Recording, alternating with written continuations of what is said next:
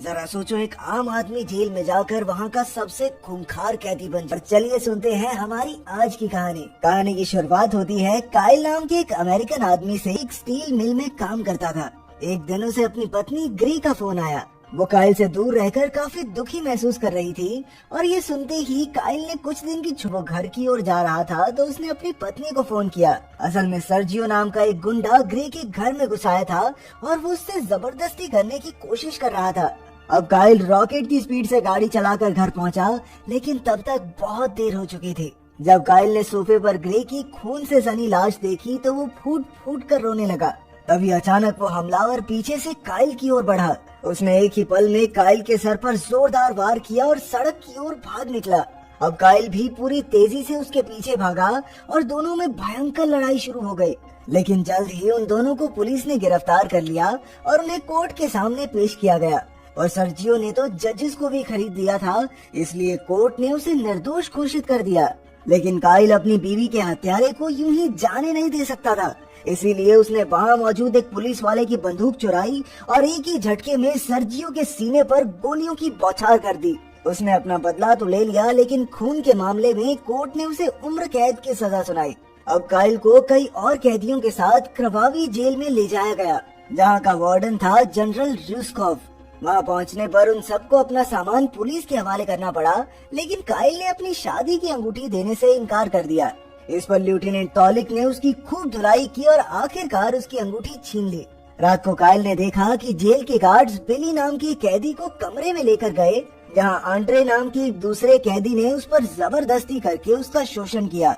असल में Andre Russian mafia का एक नामी गुंडा था, इसीलिए गार्ड्स भी उसे कुछ नहीं कहते थे।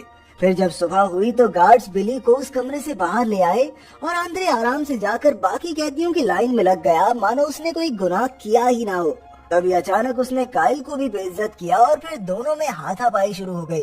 अंत में गार्ड्स ने काइल को एक सुनसान कमरे में बंद कर दिया, जहां चारों ओर से गंदी नालियां बह रही थी। वहां कुछ दिन बिताने के बाद काइल जिंदगी से तंग आ चुका था, लेकिन अचानक उसे वो हसीन पल याद आए जो उसने अपनी पत्नी के साथ गुजारे थे और एक बार फिर से उसमें जीने की इच्छा जाग उठी। कुछ दिन बाद काइल को एक दूसरे कमरे में भेजा गया, जहाँ उसे कैदी नंबर 451 के साथ रहना था। 451 अपने साथ रहने वाले पिछले 3 कैदियों को मार चुका था। काइल इस बात को सुनकर थोड़ा घबरा गया, लेकिन उसने कुछ कहा नहीं। फिर एक दिन काइल का साला उससे मिलने आया और उसने कहा भी कि आप चिंता मत करना, मैं आपको यहाँ से निकालने की पूरी कोशिश कर रहा हूँ। लेकिन तब तक के लिए उसने हिदायत दी कि गार्ड्स को थोड़ी रिश्वत दे दो ताकि आसानी से तुम्हें जीने दे यहाँ पर। खैर अगले दिन काइल की मुलाकात बिली से हुई और उसने कहा कि वो यहाँ 18 महीने की सजा काट रहा है। तभी वहाँ मैलेकाई नाम का एक कैदी आया जो व्हील चेयर पर था। उसने काइल को बताया कि कैसे यहाँ कई कैदियों ने अपनी गैंग्स बना रखी हैं और रशियन माफिया का भी इस जेल में काफी दबदबा है। खैर जैसे जैसे समय बीता काइल वहाँ की जिंदगी में ढल गया। एक रात उसने एक बुरा सपना देखा जिसमें सर्जियो उसकी पत्नी पर हमला कर रहा था और वो काफी तेज तेज सांसें लेने लगा। इससे कैदी 451 को बहुत गुस्सा आ गया और उसने गुस्से में काइल का गला ही दबा दिया। काइल घबरा गया और उसने अगले दिन गार्ड्स को रिश्वत देकर अपना कमरा बदलवाने की कोशिश की, लेकिन वो अमेरिकन था, इसीलिए गार्ड्स ने उससे और ज्यादा पैसे मांगे। खैर कुछ दिन बाद जेल में फाइटिंग के मुकाबले करवाए गए। मैलेकाई ने काइल को बताया कि जनरल रूस्कोव इन मुकाबलों में सट्टा लगाकर काफी पैसे कमाता है। फिर मुकाबला शुरू हुआ और आंद्रे ने अपने विरोधी को कुछ ही बलों में ढेर कर दिया। फिर कुछ दिन बाद सभी कैदियों को मजदूरी के लिए ले जाया गया, जहां रशियन गैंग के गुंडों ने काइल को फंसाने का प्लान बनाया। उन्होंने काइल पर उन्हें अंग्रेजी में गालियां देने का इल्जाम लगाया। ये सुनकर गार्ड्स ने उन्हें अपना बदला लेने की इजाजत दे दी और फिर सभी गुंडों ने मिलकर काइल को बहुत पीटा। इसके बाद गार्ड्स ने एक बार फिर उसे गंदी नाली वाले कमरे में कैद कर दिया। यहाँ उसे साथ के कमरे से अजीबोगरीब आवाजें सुनाई देने लगी, पर अब काइल दीवारें पीटने के सिवा और कुछ नहीं कर सकता था। पूरे 1 महीने बाद काइल को यहाँ से बाहर निकाला गया और अब वो एकदम बदल चुका था। उसके बाल और दाढ़ी काफी बढ़ गई थी। कुछ ही दिनों में जेल का माहौल बिगड़ने लगा, क्योंकि कैदी अक्सर लड़ाई करके एक दूसरे को मारने लगे थे। फिर एक दिन जब वो मजदूरी कर रहे थे तो अचानक वहाँ गार्ड्स पर बम से हमला हो गया। इसी मौके का फायदा उठाकर बिली अपने एक साथी के साथ भाग निकला, लेकिन पीछे से गार्ड्स ने उसके साथी को गोली मार दी और बिली को फिर से पकड़ लिया। उधर काइल को आंद्रे और उसकी गैंग अक्सर परेशान करते थे, इसीलिए उसने जमकर कसरत करनी शुरू कर दी। इसके बाद अगले मुकाबले में काइल का सामना आंद्रे से हुआ।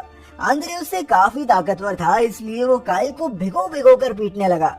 लेकिन जल्द ही काइल की कड़ी मेहनत ने रंग दिखाया और उसने अचानक से आंद्रे की गर्दन कुछ इस तरह मोड़ी कि उसकी मौके पर ही मौत हो गई। ये देखकर वहाँ खड़े सभी कैदी भी सोच में पड़ गए। इस मुकाबले के बाद तो काइल के अंदर पूरा जोश भर गया और आने वाले सभी मुकाबलों में उसने अपने ओपोनेंट्स को धूल चटा दी। जल्द ही पूरी जेल में सभी लोग उसकी इज्जत करने लगे। धीरे धीरे वो इतना खूंखार हो गया कि अब वो जिससे भी मुकाबला करता वो जान से जाता था। काइल का ये रूप देखकर मैलेकाई और बिली को थोड़ी चिंता होने लगी। खैर एक दिन बिली ने सबसे तंग आकर एक बार फिर से भागने की कोशिश की, लेकिन इस बार मैलेकाई ने उसे धोखा दे दिया। असल में उसने अपने जख्मों पर लगाने के लिए दवाई के लालच में गार्ड्स को बिली के भागने की खबर दे दी थी। फिर जैसे ही बिली पकड़ा गया तो गार्ड्स ने उसे वाल्या नाम के एक फाइटर के साथ बंद कर दिया। वाल्या बिली से कहने लगा कि देख, मैं आदमी हूँ, आदमी से प्यार करता हूँ, तुझसे भी करूँगा, चाहे तू माने या ना माने। लेकिन अचानक बिली ने गुस्से में आकर उसके मुंह पर थूक दिया। लेकिन यह हरकत उसे बहुत भारी पड़ी, क्योंकि वालवा ने बिली को पीट पीट कर अधमरा कर दिया। अगली सुबह जब काइल ने बिली को देखा तो वो अपनी आखिरी सांसें ले रहा था। लेकिन मरने से पहले बिली ने उसे समझाया कि तुम्हारे गुस्से के पीछे भी कोई अच्छा कारण होना चाहिए। ये सुनकर काइल को एहसास हुआ कि उसे अपने मन की शांति के लिए लड़ना होगा।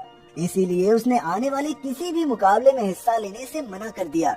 इससे गार्ड्स और वार्डन को सट्टेबाजी में काफी नुकसान हुआ और सजा के तौर पर उन्होंने काइल को धूप में लटका दिया। लेकिन इतनी मुश्किलों के बाद भी काइल ने हार नहीं मानी।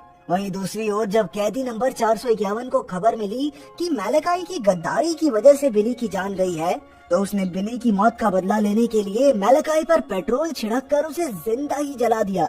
उधर काइल की हिम्मत और जज्बे से प्रभावित होकर जेल के सभी कैदियों ने आपस में ना लड़ने का फैसला किया। इसी वजह से जनरल का धंधा ठप होने लगा, पर वो एक साथ सभी कैदियों को सजा भी तो नहीं दे सकता था। वो समझ गए कि ये सब काइल की वजह से हो रहा है, इसीलिए उन्होंने उसे सबक सिखाने का प्लान बनाया। उन्होंने काइल की सजा खत्म करके उसे हॉस्पिटल वार्ड में इलाज के लिए भेज दिया। इसी दौरान एक दिन काइल को अपनी पत्नी की आत्मा दिखाई दी। काइल उसे देखकर कहने लगा कि वो उसे बहुत प्यार करता है। तो ग्रे ने उसे समझाया कि मैं तुम्हारी याद के रूप में हमेशा जिंदा रहूंगी। फिर बाद में जनरल रूस्कोव अपने प्लान के मुताबिक काइल से मिलने आया और उसे जबरदस्ती एक आखिरी लड़ाई लड़ने को कहा। इस बार उसका मुकाबला था मिलॉक से, जो किसी वहशी जानवर से कम नहीं था। वो इतना खूंखार था कि उसे आम कैदियों से दूर एक अलग कमरे में बेड़ियों से बांध कर रखा जाता था। असल में मिलॉक वही कैदी था जिसकी आवाजें काइल ने उस सुनसान कमरे में सुनी थी। खैर फिर मुकाबला शुरू हुआ और मिलॉक ने काइल को पटक पटक कर उसका कीमा बना दिया। अब मिलॉक उसकी जान लेने ही वाला था कि काइल अचानक दरवाजा पीटने लगा। अब मिलॉक काइल को पहचान गया और उसने काइल को गले लगा लिया। असल में काइल इकलौता ऐसा आदमी था जिसने उस कमरे में कैद मिलॉक से बात करने की कोशिश की थी। लेकिन ये देखकर लेफ्टिनेंट तोलिक तिलमिला उठा और उसने दोनों को लड़ने के लिए कहा।